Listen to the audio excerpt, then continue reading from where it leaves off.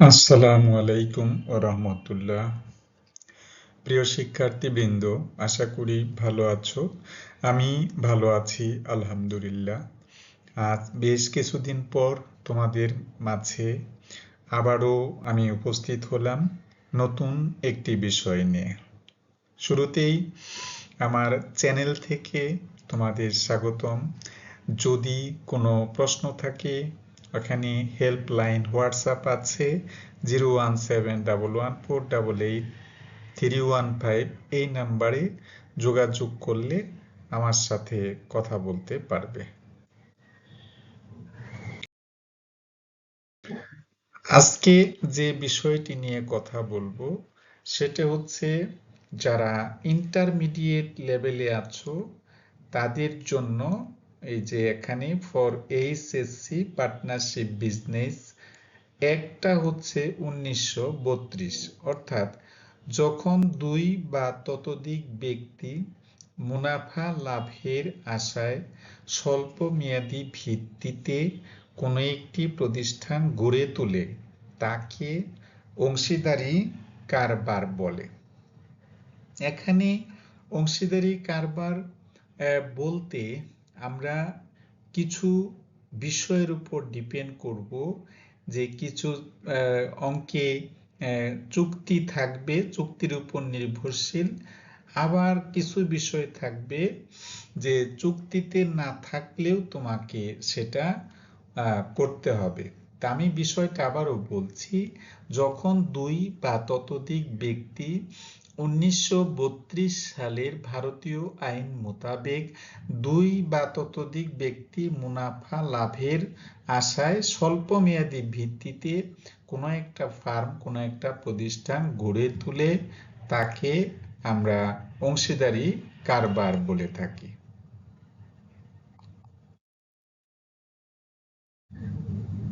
এখানে জাস্ট আমার পরিচয় দেওয়া আছে, আমি এটা ক্রিয়েট করেছি। সো পরবর্তীতে তোমরা এটা দেখতে পারবে। ডিসকাস অ্যাবাউট ইন্ট্রোডাকশন, অর্থাৎ এখানে আমি কিছু কথা বলতে চাই যে যেহেতু অংশীদারি কারবার চুক্তির উপর প্রতিষ্ঠিত বা চুক্তির উপর নির্ভরশীল, সেই ক্ষেত্রে বলা যায় যে যখন দুই বা ততোধিক পার্টনার অংশীদার কারবার শুরু করবে তখন তাদের চুক্তিতে কি কি বিষয় উল্লেখ থাকবে।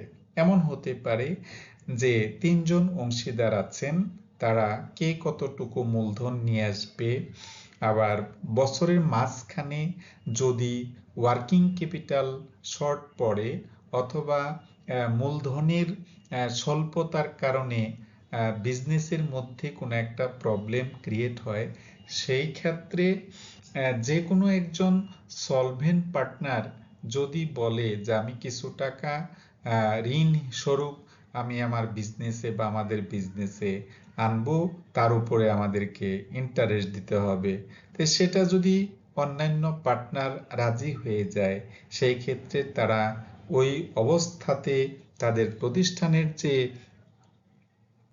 কিছুটা বিপদের সম্মুখীন হয়েছে সেটাকে তারা ত্বরান্বিত করবে। তো এখানে তিনজন পার্টনার থাকতে পারে, তারা কারবার বাড়ি থেকে নিজস্ব মূলধন কারবারে বিনিয়োগ করবে, সেই মূলধনের উপর তারা কোনো সুদ পাবে কিনা সেটা অবশ্যই চুক্তির মধ্যে উল্লেখ থাকবে।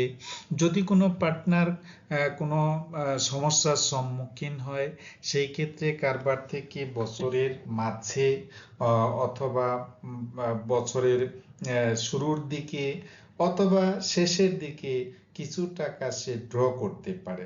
এই ক্ষেত্রে যে পরিমাণ টাকা সে ড্র করেছে তার যদি অন্য কোথাও রাখা হতো, তার উপরে একটা সুদ পেত, সেটা কারবারের জন্য একটা ইনকাম হিসেবে বিবেচিত হতো। তো যেহেতু এখানে কোনো একজন পার্টনার সেই টাকাটা নিয়ে নিচ্ছে, সেই ক্ষেত্রে চুক্তির মাধ্যমে যদি বলে যে তুমি যে টাকাটা নিচ্ছ সেই ক্ষেত্রে তোমাকে কিছু টাকা সুদ দিতে হবে কারবারকে, তখন যদি সেটা সে মেনে নেয়, সেই সূত্রে সে কারবার থেকে টাকা উত্তোলন করতে পারে।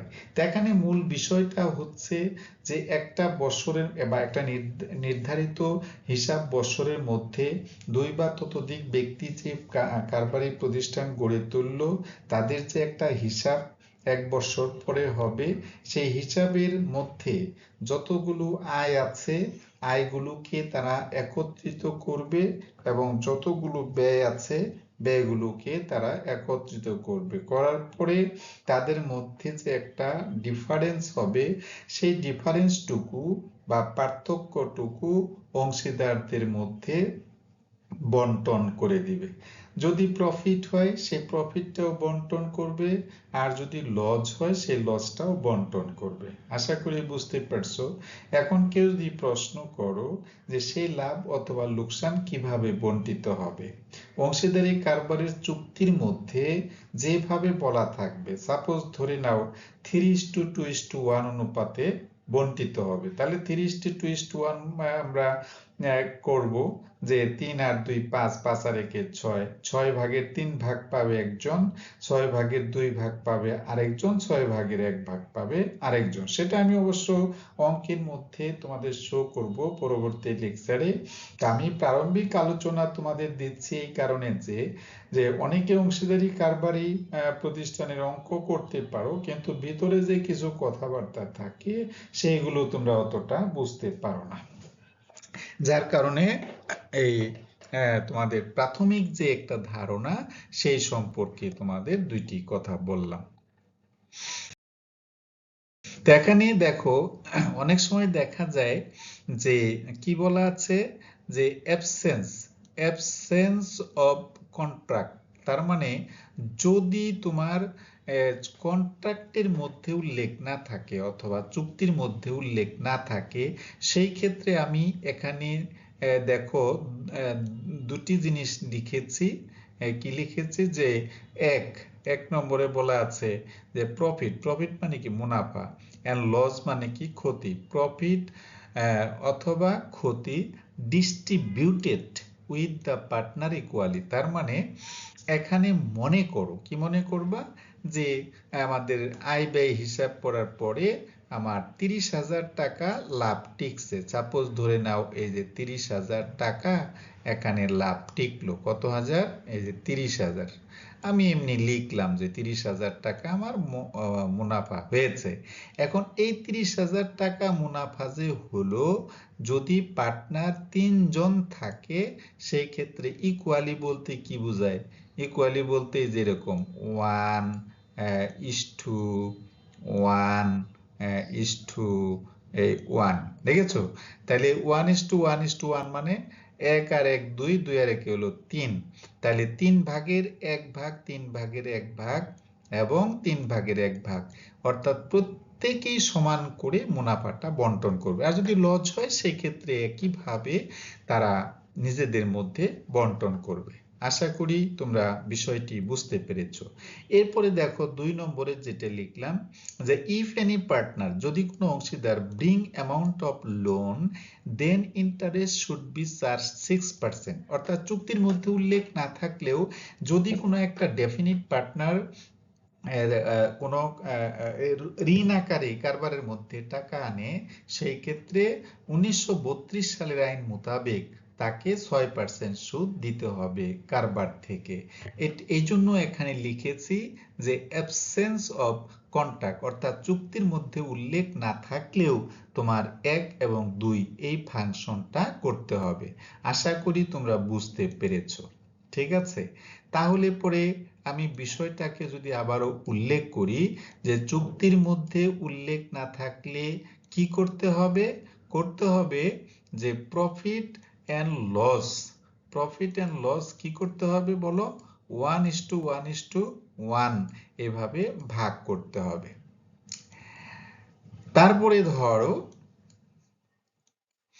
যদি কোনো একজন পার্টনার কারবারি প্রতিষ্ঠানের মধ্যে লোন আকারে টাকা নিয়ে আসে, সেই ক্ষেত্রে লোনের উপর তোমার 6% হারে কি ধরতে হবে? সুদ ধরতে হবে। কেন ধরতে হবে? যেহেতু 1932 সালের আইনের মধ্যে এটা কি করা আছে? লিপিবদ্ধ করা আছে।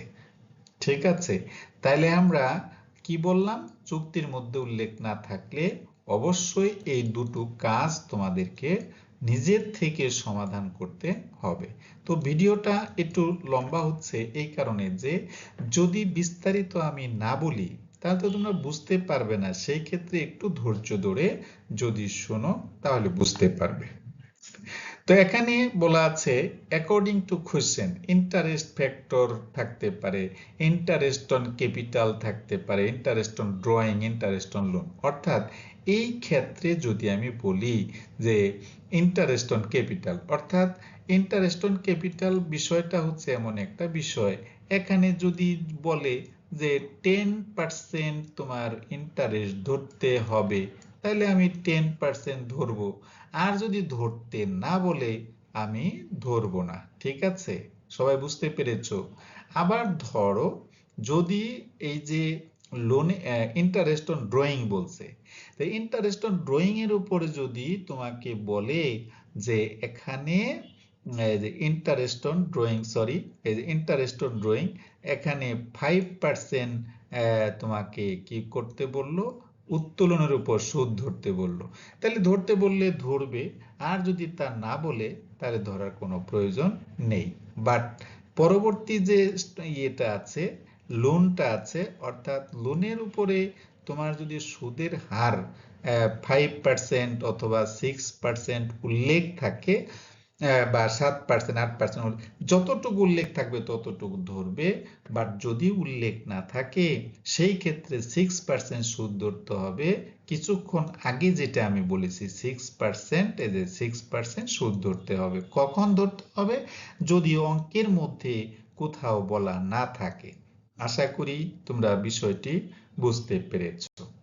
ঠিক আছে, তাহলে পরে যদি এর উপর যতটুকু আলোচনা করেছি এর উপর যদি তোমাদের কোনো কোশ্চেন থাকে অবশ্যই আমাকে পরবর্তীতে কমেন্টসে জানাবে। So thanks for watching. যদি তোমাদের সামান্যতম ভালো লেগে থাকে এবং উপকৃত হয়ে থাকে অবশ্যই আমাকে কমেন্টে জানাবে। পরবর্তীতে আমি প্র্যাকটিক্যালি একটা অঙ্ক নিয়ে উপস্থিত হব। সে পর্যন্ত যে যেখানে থাকো ভালো থাকো, সুস্থ থাকো এবং নিরাপদে থাকো। আসসালামু আলাইকুম ওয়া রাহমাতুল্লাহ ওয়া বারাকাতুহু।